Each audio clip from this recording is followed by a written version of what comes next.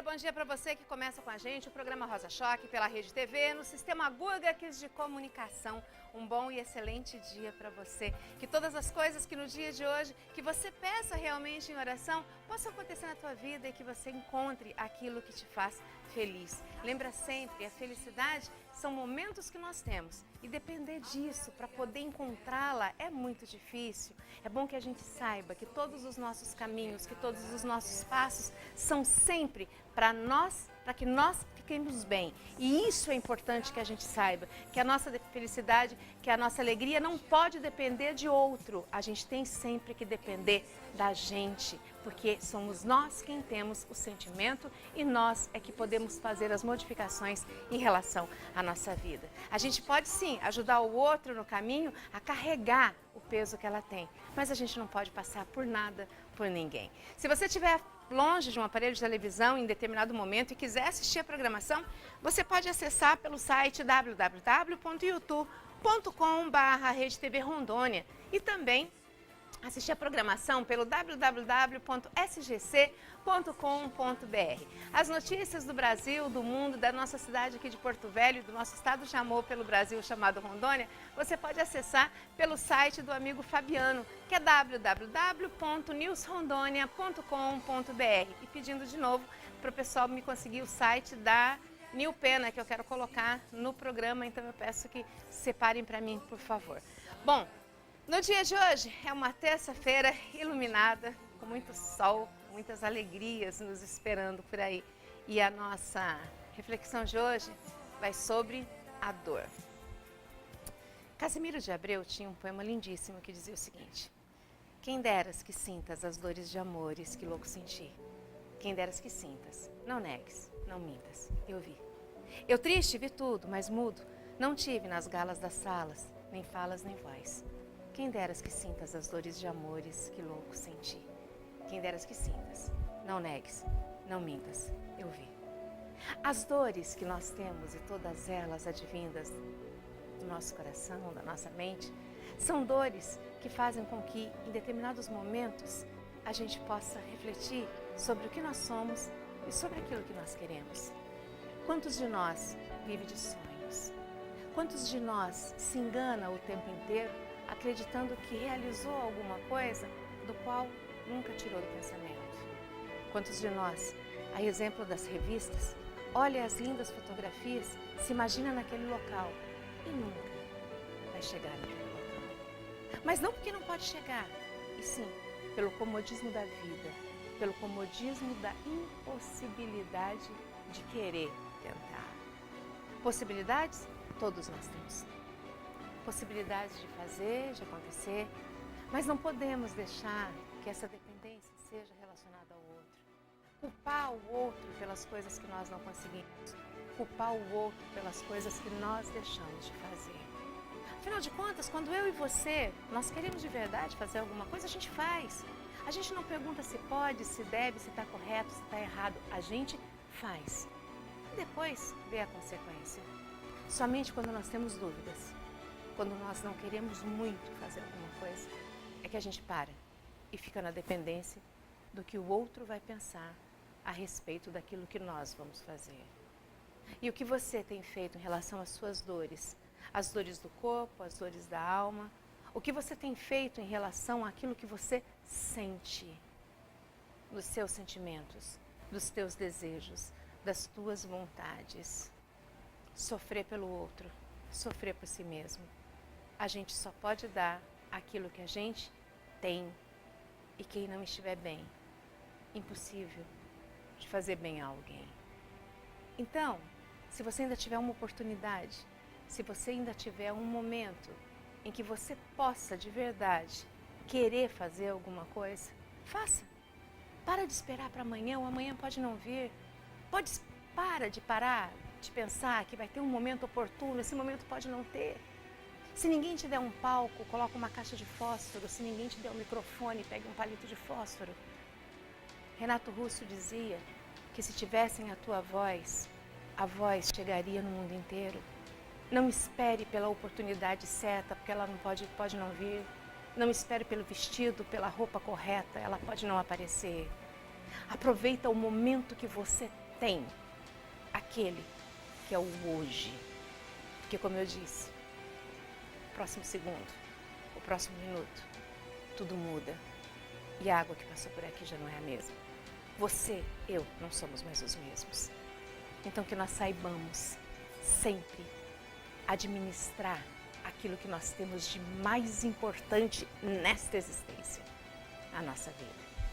Um bom e excelente dia para você, com todas as tuas dores, com os teus amores, com os teus sentimentos, porque isso faz de mim e de você seres humanos, falíveis, felizes, tristes, gente, que é o que nós somos.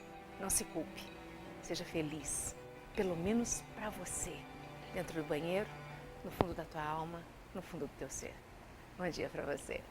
E o programa de hoje vai falar sobre psicologia. A gente vai tratar hoje, dentro da visão de Freud, dentro da visão que a gente verifica as coisas que nós sentimos por intermédio das pessoas de quem nós viemos, principalmente a mãe, mas mais do que isso, aquilo que fica de resgate na nossa alma, no nosso espírito e no nosso coração.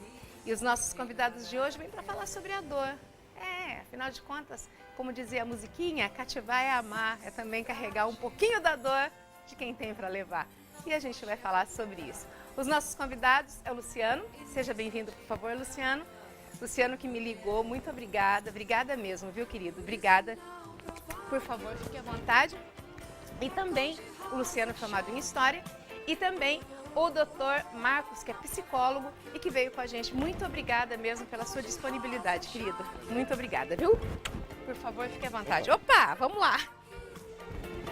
Bom dia para vocês. Diário da Amazônia é o jornal aqui da rede do SGC, do Sistema Google de Comunicação.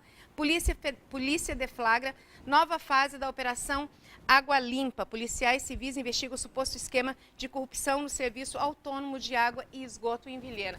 Lembrando uma coisa, gente, ninguém pode cobrar pela água do poço, tá? Aquela situação que tem municípios aí falando que se você tem poço em casa, eles vão cobrar por isso, eles não podem, porque bem natural não é passível disso. Então, se alguém for na tua casa te pedir para fazer isso, corra, vá no Ministério Público, vá na Defensoria e na Justiça, porque isso é crime, te cobrar aquilo que não pertence a eles. A água está no subsolo e o subsolo não é do município, tá bom?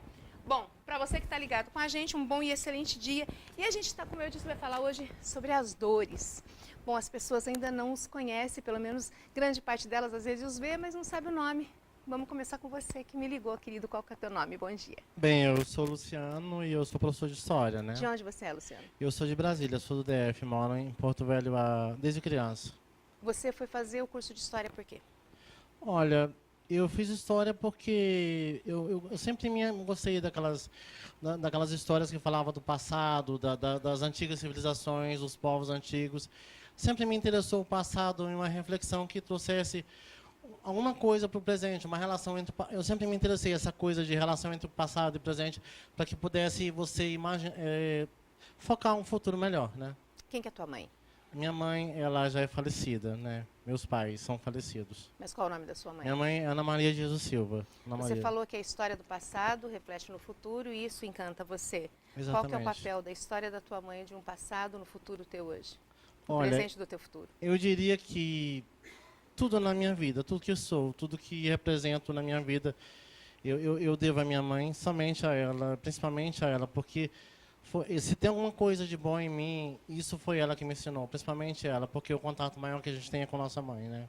Leandro Carnal, para mim, um dos maiores historiadores do Brasil, que trata da história, da filosofia e de muitas outras áreas vinculadas ao passado, diz que a história é contada segundo a visão de quem escreve e não necessariamente a visão que aconteceu. Cada pessoa olha, faz uma fotografia daquele momento e passa a escrever. Qual que é a tua visão sobre a história? E não vou muito, a história do ser, do humano. Olha, eu vejo assim, eu até quando fazia o curso, né, eu escrevi uma frase para o jornalzinho da faculdade que dizia o seguinte, que a história não é uma carruagem desgovernada, né, mas uma catedral, onde os deuses imortais de todos os tempos, terras e mares se reúnem em louvor da humanidade. Isso seria a minha definição de história. Bom dia, professor. Obrigada por ter vindo. Obrigada mesmo de coração para as pessoas que não te conhecem ou pelo menos não ligam o nome à pessoa. Qual que é o teu nome completo? Meu nome é Marcos Roberto Grangeiro. De onde o senhor é? Sou daqui mesmo, Porto Velho.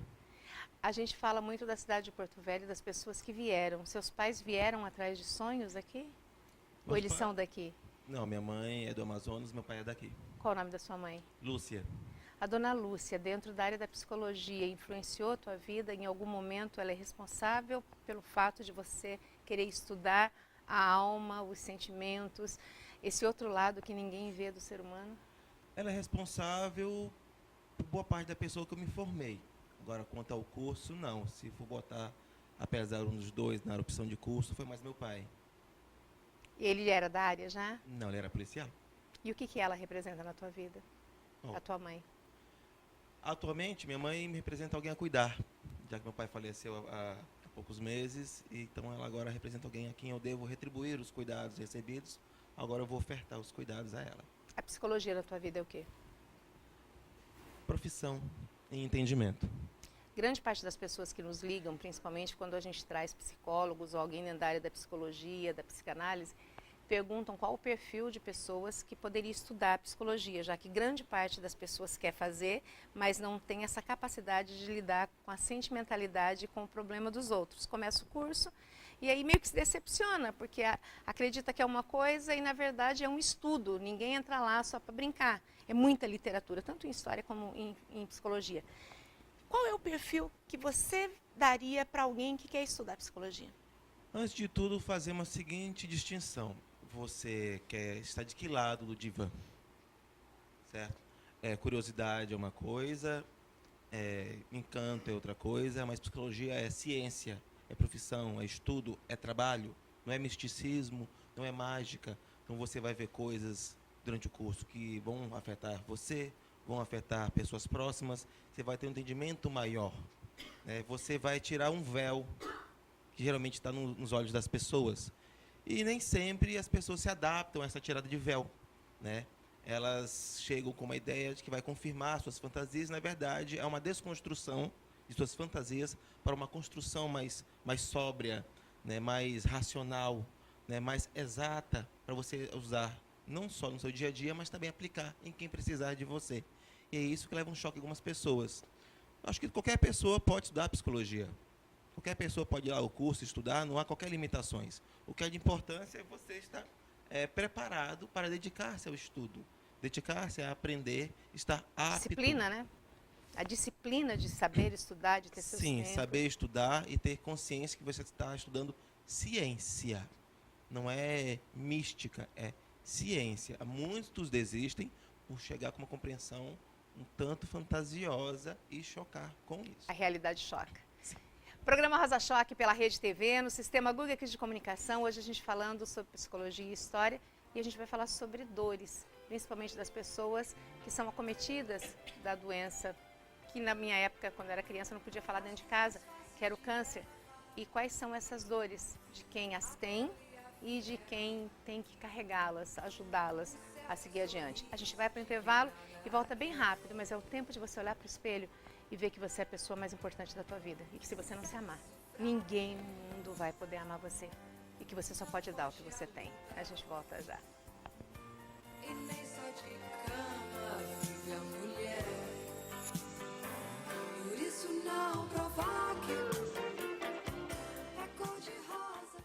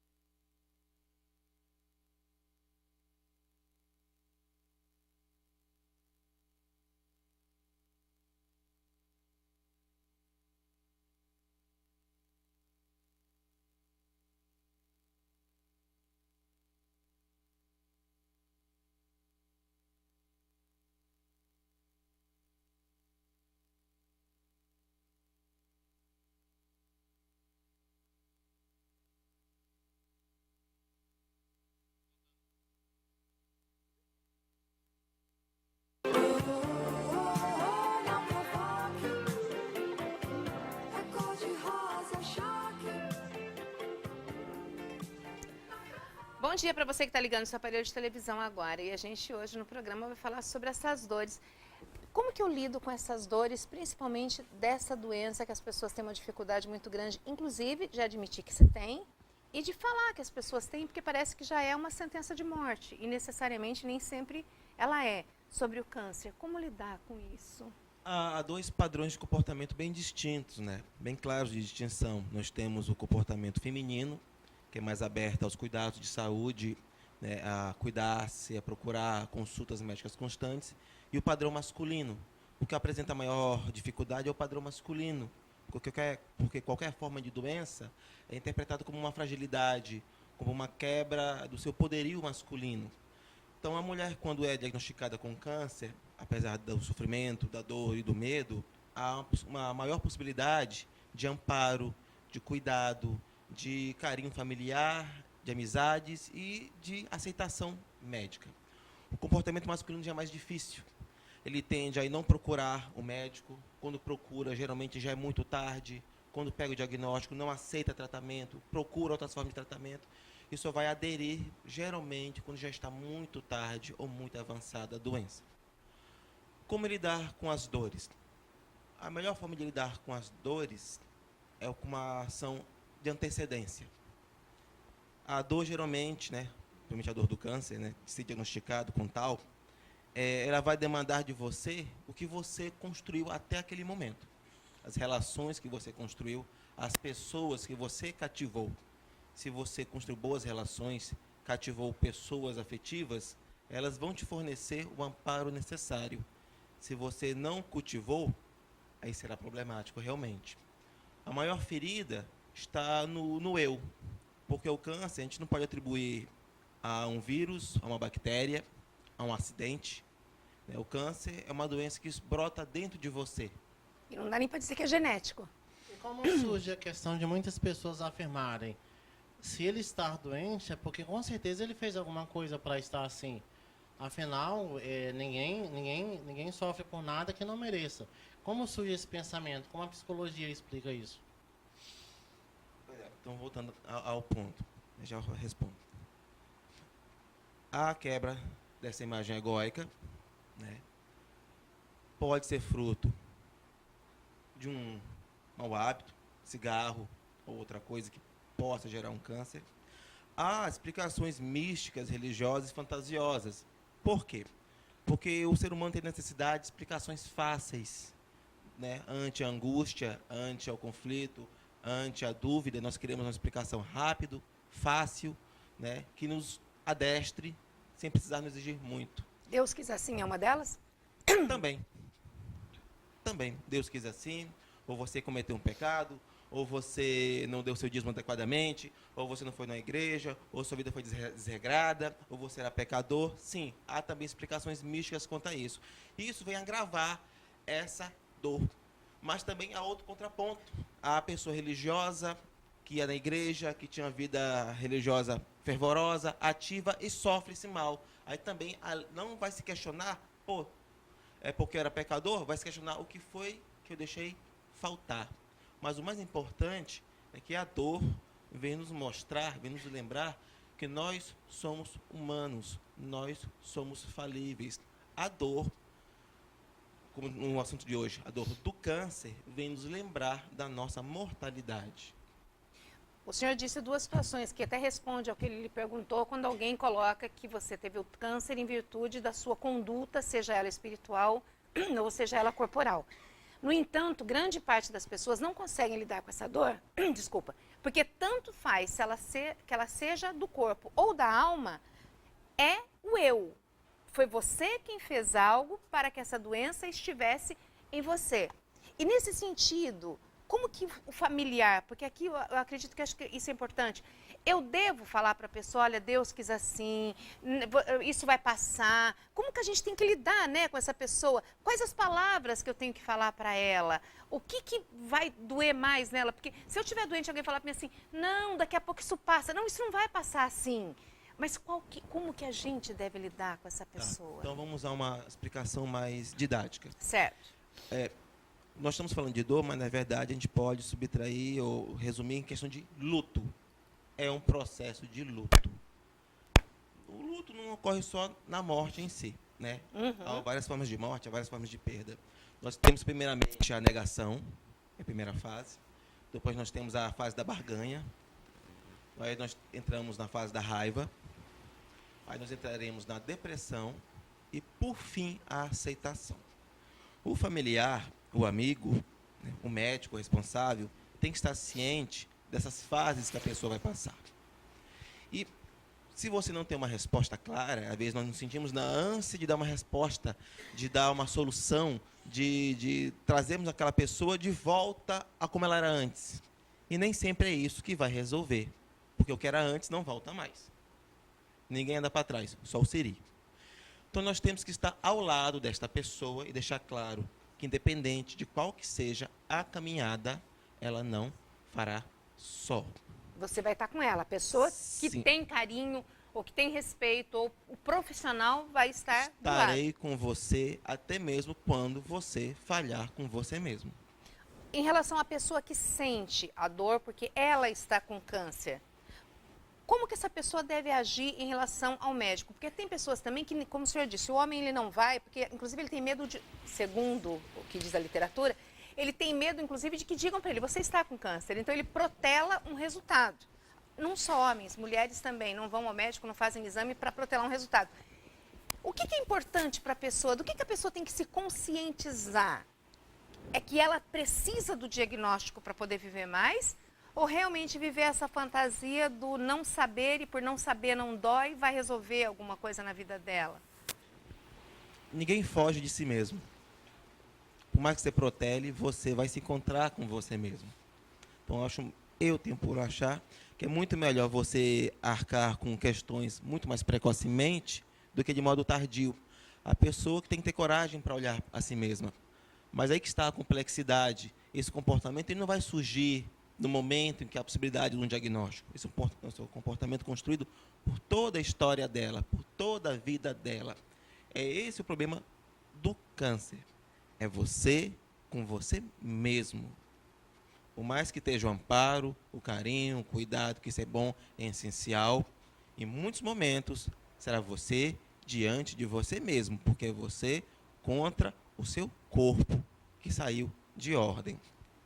Bom, programa Rosa Chac pela Rede TV, no Sistema Guga de Comunicação. Hoje a gente está falando sobre as dores e com foco numa doença, como eu disse, é ainda um estigma e as pessoas têm muito preconceito, muito medo. Não é preconceito no sentido de dizer que você tem, mas de admitir que se tem. E foi falado uma coisa que é muito séria. Ninguém foge de si mesmo. As nossas consequências, as nossas lutas são travadas por nós. A gente precisa de ajuda, mas a gente tem no primeiro plano a negação, mas lá no final a aceitação é inevitável. A gente vai para o intervalo e volta já. É o tempo de você acreditar que as coisas podem não mudar do jeito que você queria, mas se você quiser, já é um grande avanço você pedir ajuda. A gente volta já. Não foge à luta e nem só de cama vive a mulher. Por isso não provoque.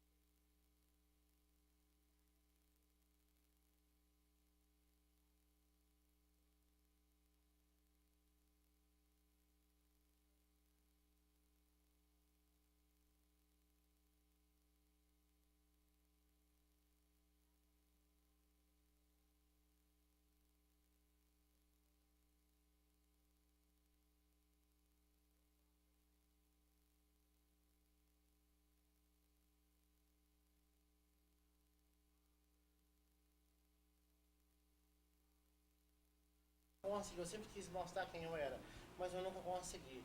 Eu sempre quis te abraçar, te amar do jeito que você é, te amar sem ter que exigir que você monte, que você faça aquilo ou aquilo.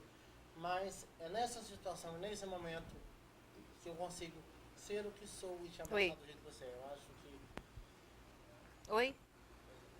Desculpa. Hã? eu acho que esse Ah, tem uma questão eu entendi.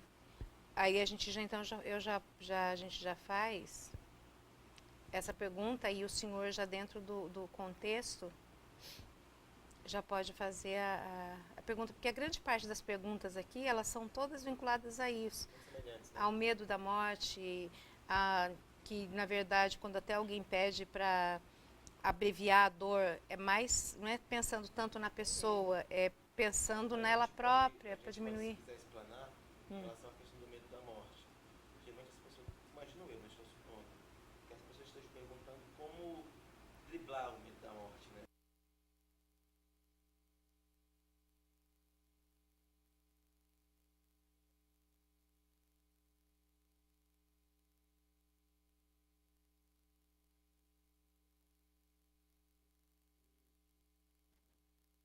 Oi.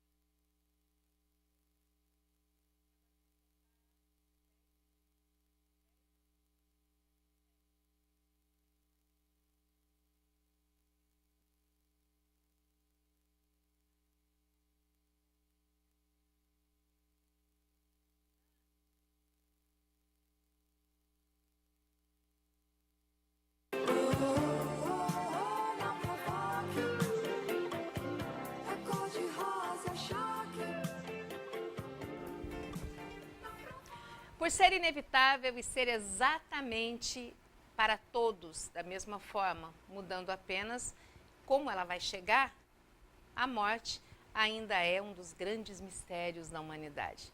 Ninguém até hoje conseguiu detê-la. E ela vindo, pode ser postergada, mas todos nós, inevitavelmente, vamos chegar ali. Aí a pergunta é, ter medo da morte nos faz mais humanos? Pode falar. Nos lembra que somos humanos, né? Durante toda a nossa vida, nós criamos uma fantasia de esquecermos que somos mortais. Tudo que fazemos é para nos vendar a essa mortalidade. Construções, culturas, monumentos, relacionamentos, vaidades, tudo é para esquecermos que somos mortais. Diante da nossa própria morte, nós somos desnudados a nós mesmos. Nós lembramos o que é essencial. Nós lembramos que nós temos um término e um tempo a cumprir.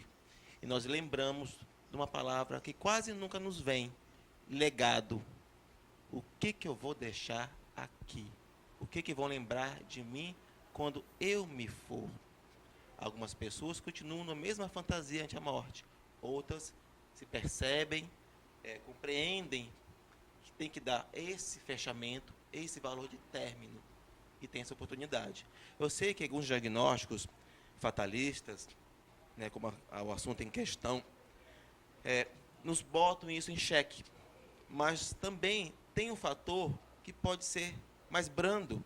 Ainda que seu diagnóstico seja terminal, você tem a oportunidade de dar um fechamento à sua história. Não vai ser abrupto, não vai ser no acidente. Você tem um tempo para poder verificar o que foi tua vida. Terminar o que você fez. Pode pelo menos se dizer que foi uma morte natural, talvez, não sei. Pelo menos não foi uma coisa, como se falava antigamente, não foi uma morte morrida, não foi uma morte matada, que se falava muito os antigos, né? Pelo menos você não, a sua morte ela veio, mas não foi ninguém que tirou sua vida. Que isso gera uma certa dor menor para quem fica. Vai parecer mórbido o que eu vou falar, mas neste sentido, eu saber que vou morrer não me deixa à frente de grande parte dos seres humanos que podem morrer num acidente de carro, morte matada, como você disse, no português bem dizido, que a gente não corrige, mas a pessoa levou um tiro, ela não teve tempo de fazer nada.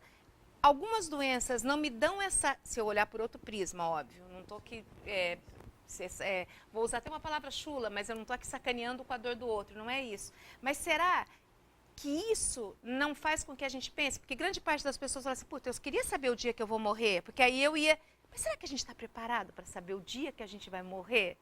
Porque quando o câncer nos dá isso, a gente se choca. Sim, porque ele nos quebra a fantasia, né? Nós sempre achamos que nós vamos morrer daqui a 30, 40, 50 anos, né?